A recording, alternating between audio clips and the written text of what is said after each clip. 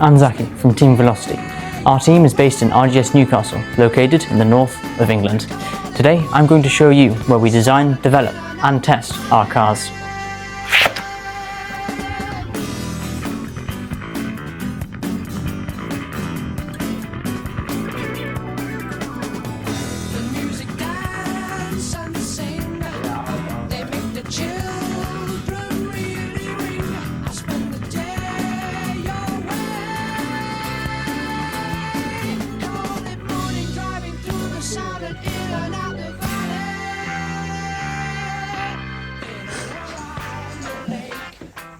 Hi, my name is Chaitlin.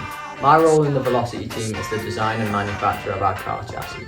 The design of the chassis is purely done on a CAD software called Autodesk Fusion. On here, I design and tweak our car base to produce a product which is as efficient as possible, given the time and resources I have access to. Some examples of changes I've made to the chassis from last year is lowering the wheels and axle in order to provide the car with more ground clearance.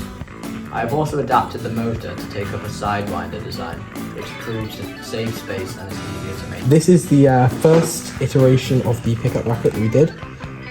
It's based off the base one that you get in Scalextric, and the idea was that then we could edit this and change certain dimensions such as pickup bracket length or thickness.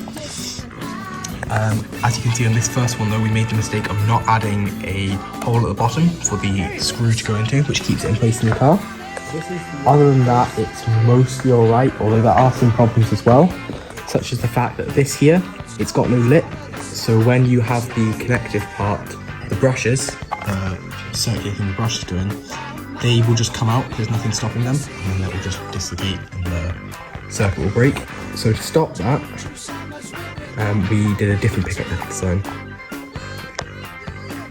So as you can see, you've got the hole for the pickup bracket to be attached into the chassis, and although the diameter for that is 2.5 millimeters for the hole, doing testing we found that although a snug fit, you could even go up to 2.7 millimeters for the thing attaching it into it. And the reason we couldn't use a screw is because trying to screw all the way through there would have been just unnecessarily complicated. An easier way to do that is just to create a cylinder which just attaches it in there. You can see up close there, they all work, and just a cylinder that goes in the hole, and the top part just stops it from coming back out again. Hi, I'm Edison from Velocity. I'm a graphic designer and a product designer for Team Velocity. This year I've designed the logo and the body of the car. This year's logo is mainly the same as last year's, but this time we've added a Delta V-wing with a purple to blue gradient which surrounds the logo. For our car body, this year we've based our car off the RGS Newcastle. The RGS Newcastle is a car that has raced in Le Mans multiple years previously, and we like its design and how it looks on the track, so this is why we've gone for it this year. Unusually, our car this year is made in Blender. Although Blender is an art software and not an engineering software like Fusion, we did not use Fusion for this year to create our car.